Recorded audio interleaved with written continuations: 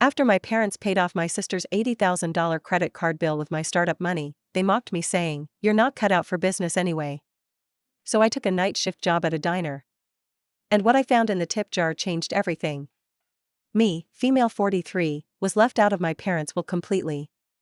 They gave everything, house, savings, jewelry, to my Aunt Marisol, female 53, who they raised like their daughter. When I found out, they told me she felt more like a daughter and that I'd understand. I went low contact after that. Then a year ago, Marisol married a man and ghosted them. Now my parents are trying to come back into my life, calling, writing, even trying to add me back to the will. Last week, they asked if I'd come live nearby and help take care of them. I told them, "You chose your family, remember?" They didn't take it well. I don't think there's ever a good time to find out you've been written out of your parents' will. But it hits especially hard when you find out by accident, standing in their hallway, holding a pile of bank statements and insurance forms, looking for your father's Medicare information, only to stumble across a manila envelope marked "Final Affairs." It was 5 years ago. My dad had just been diagnosed with congestive heart failure, and I had taken unpaid leave from my job as a librarian in Portland to stay with him and my mom for a few weeks back in Sacramento. I was cooking their meals, organizing their bills, and driving them to appointments. At the time, I felt like I was doing what any daughter would do, even if, in their eyes, I'd never really held that title. My name is Leona. I'm 43 now. I'm their only child, or, I guess, was. They had another child in their hearts, and it wasn't me. My Aunt Marisol is only 10 years older than me. She was 15 when she came to live with us after her parents, my maternal grandparents, died in a car accident. My mom was 25 at the time, newly married and pregnant with me. From everything I've heard, taking in Marisol wasn't even a question. They just did it. And I don't fault them for that. But from my earliest memories, it was clear that she wasn't just a sisterly presence in our home, she was, in every way that counted, their favorite. They doted on her. She got her own room while I shared mine with visiting cousins. She got a car at 16. I was told to take the bus.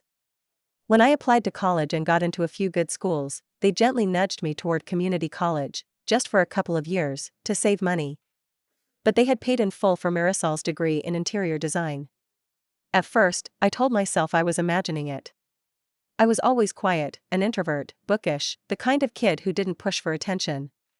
Marisol was bubbly and emotional and knew how to light up a room. Maybe that's why they gravitated to her. It didn't feel great, but I thought, hey, family is family, right? But over time, it began to feel more deliberate. They consulted her on big decisions. She helped them decorate the house, pick out new appliances, even gave them relationship advice when they were arguing. When she had financial problems, and she had plenty, mostly due to impulsive spending, they bailed her out without hesitation. When I asked for help with a down payment on a condo in my 30s, they told me it was important to learn how to stand on your own. Fast forward to the hospital visits and late-night blood pressure monitoring, and I was still trying. Trying to be a good daughter. Trying to matter. That's why they will hit so hard. I hadn't been snooping. I truly was just looking for Dad's Medicare card so I could schedule an appointment.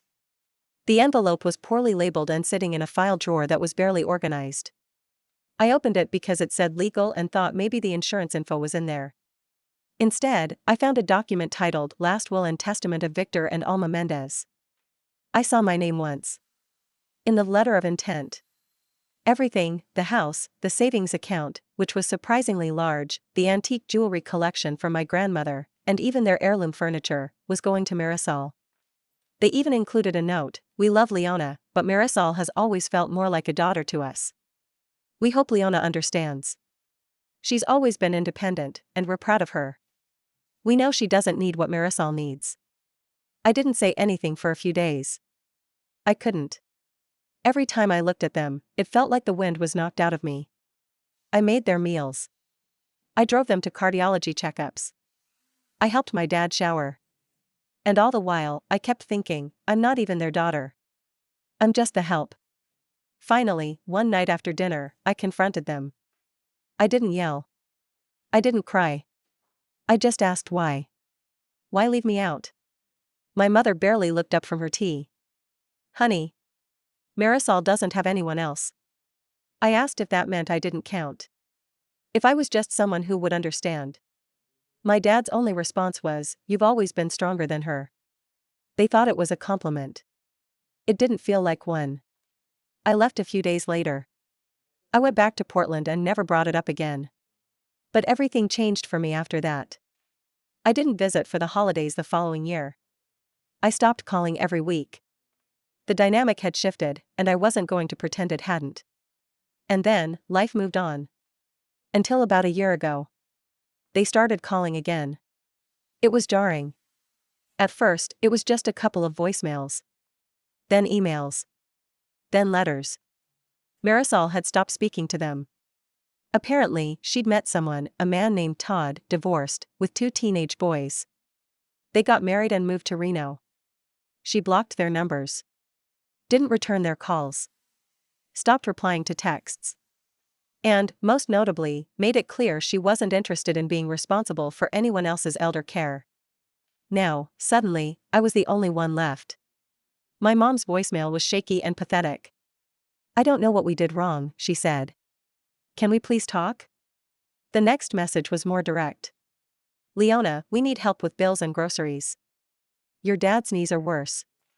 Please come see us." I drove down, mostly out of curiosity, partly out of guilt.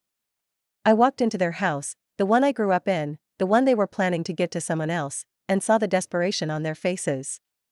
It wasn't anger or entitlement. It was fear. They were scared. Alone. They made tea. Asked me how work was. Told me they'd been thinking about making some changes. That they were considering revising the will. I said nothing. Mom eventually asked, in her most careful voice, "Would you consider moving back here? Maybe just nearby?" "Why?" I asked. "So I can be your plan B now that plan A cut you off?" She blinked.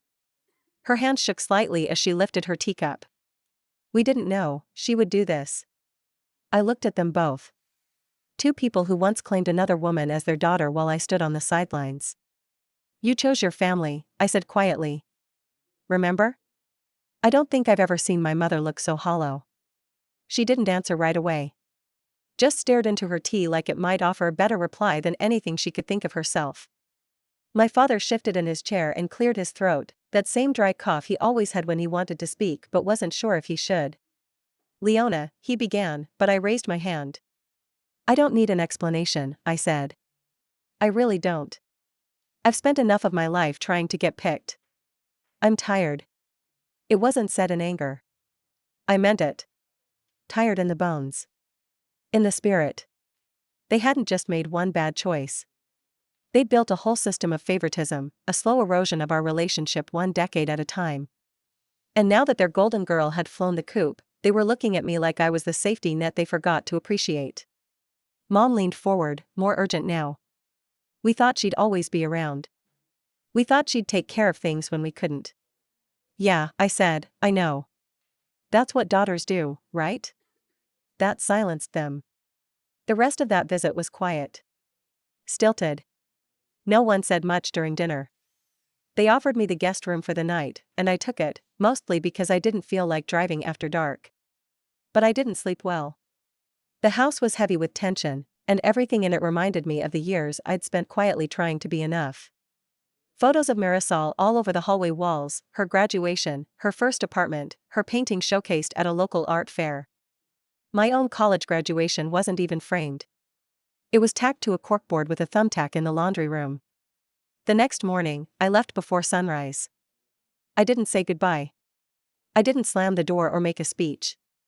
I just slipped out and drove back north, watching the orange-pink light slowly chase the darkness off I-5 as I crossed back into Oregon. The letters kept coming after that. First from my mother. Then from my father. Then, surprisingly, from their lawyer. They'd officially updated the will.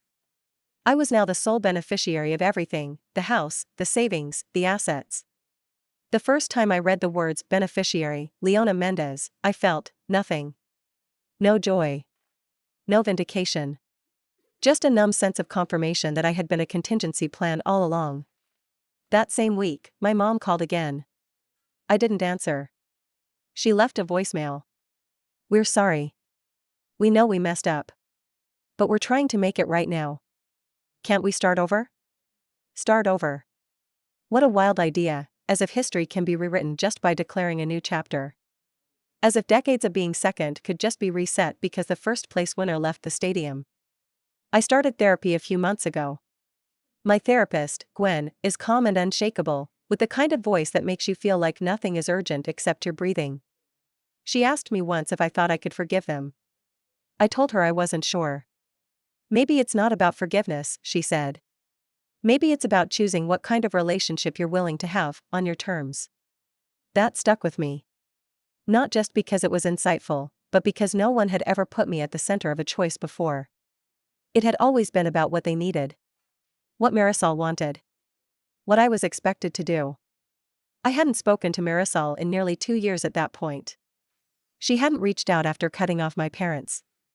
No explanation, no apology, no curiosity about what came after. She'd just vanished.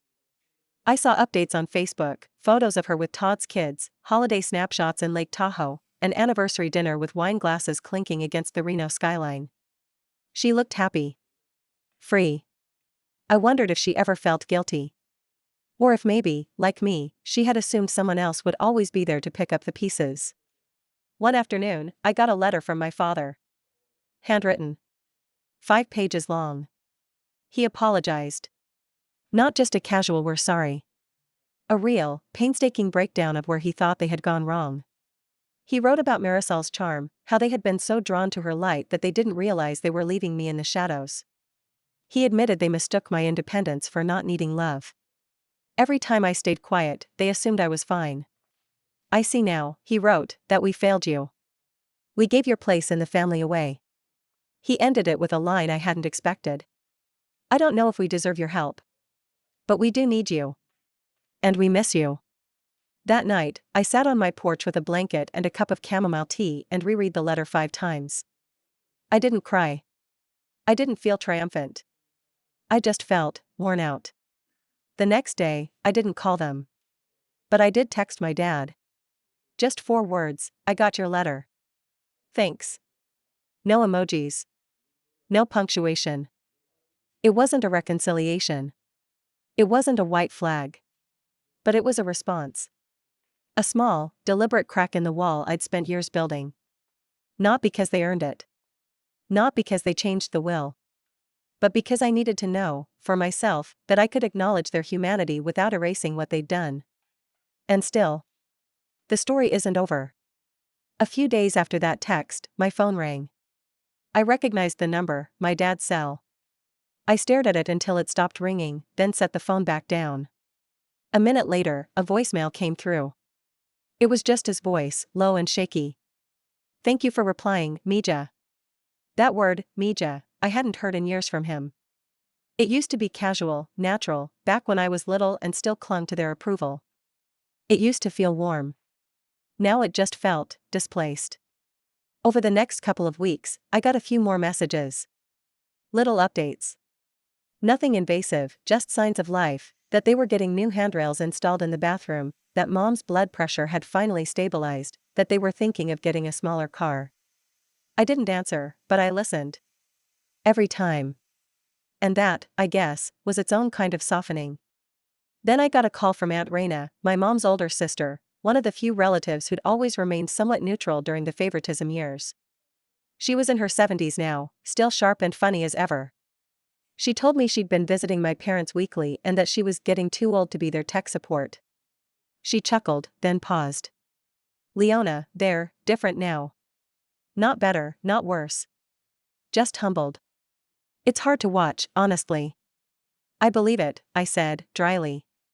"I think your father really regrets everything. Your mom's pride is a little more stubborn.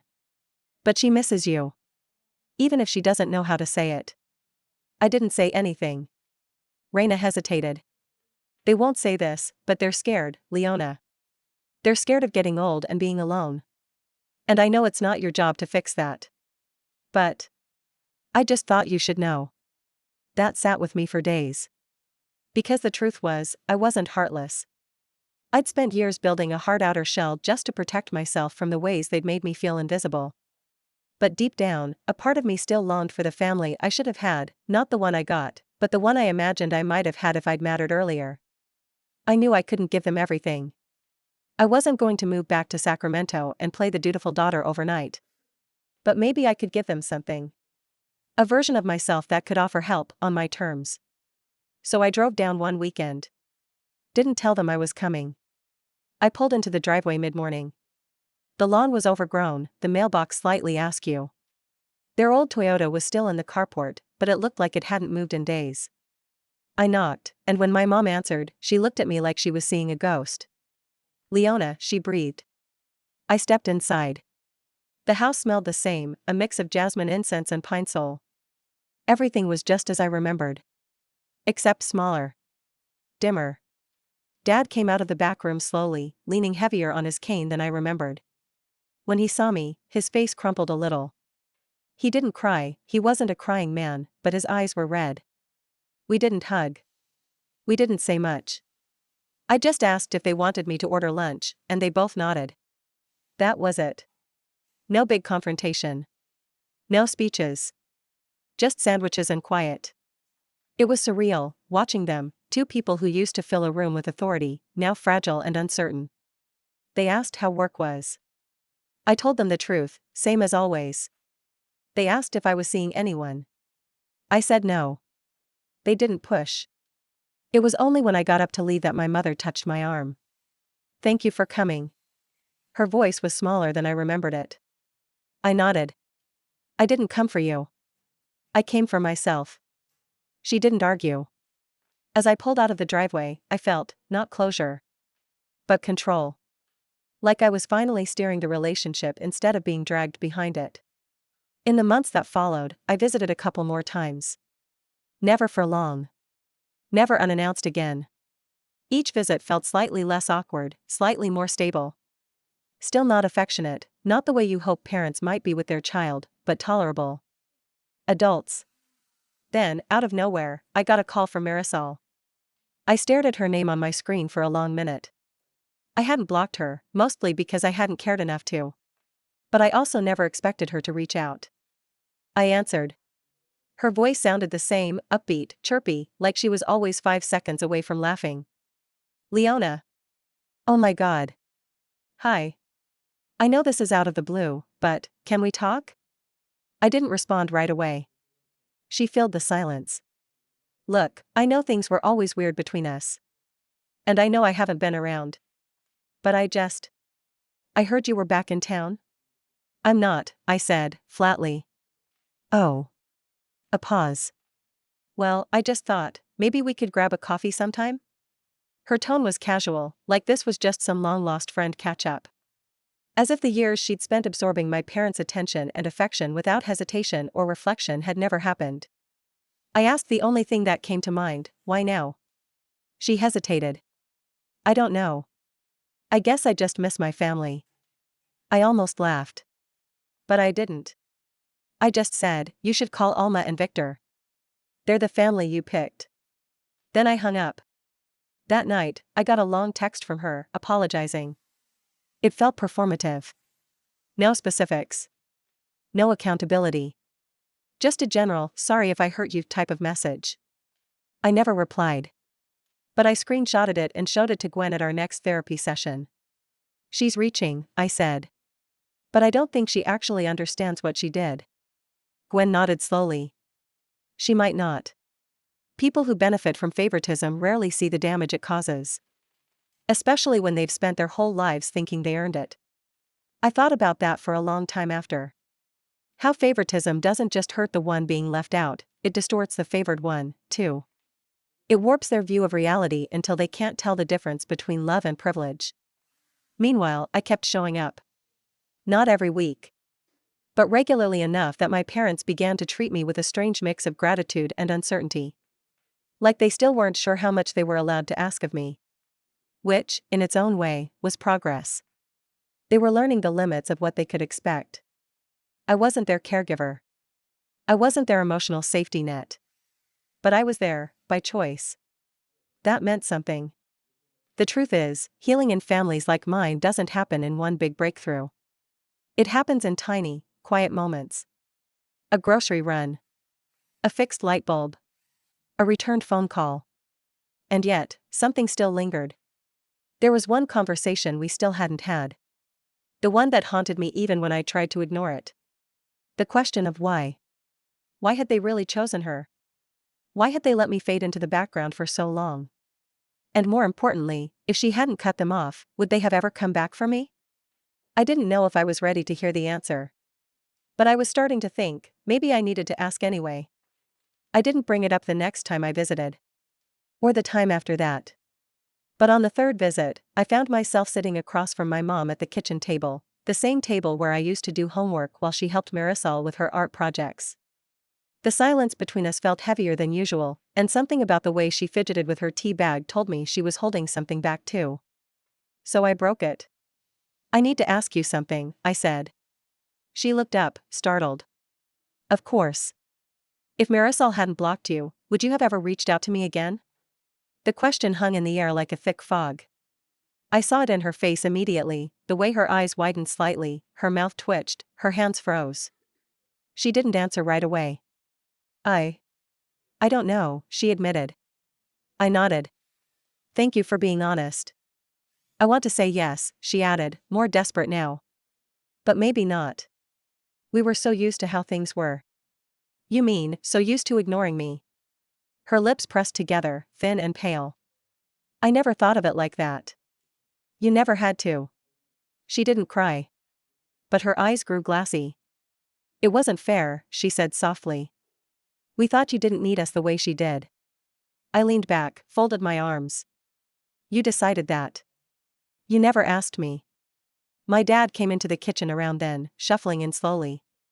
He looked between us and sensed what was happening. He didn't interrupt. He just sat down. "I don't want your house," I said. "Or the savings. Or the jewelry." They both blinked. "Leona," Dad started. "No. I need you to hear this. I'm not here because you added me to a will. I'm here because I chose to be. And that's more than you ever did for me." They sat still, listening. I needed parents who saw me. Who supported me when I wasn't the loudest or neediest. Who loved me without needing a reason. I paused. But I raised myself instead. "I built a life. Without you. And now? You don't get to rewrite the past. You don't get to give me something you took from me years ago and call it love." I could tell it landed. It wasn't rage. It wasn't even bitter. It was a resignation. The quiet realization that they had lost something, someone, and only now were starting to understand the cost. I stood. "I'll check in sometimes. I'll help when I can. But we're not family in the way you wanted. We're family in the way I define now. And that doesn't include second chances with strings attached." My mom nodded, lips tight. Dad looked down. It felt like the closest thing to closure I was ever going to get. That night, back in Portland, I sat down at my desk and pulled out the letter from their lawyer. The one officially naming me the beneficiary. I'd never responded to it. But I had an idea. I called the lawyer the next morning and asked if it was possible to refuse the inheritance. He said yes. I told him to take me off it. "Everything?" he asked, surprised.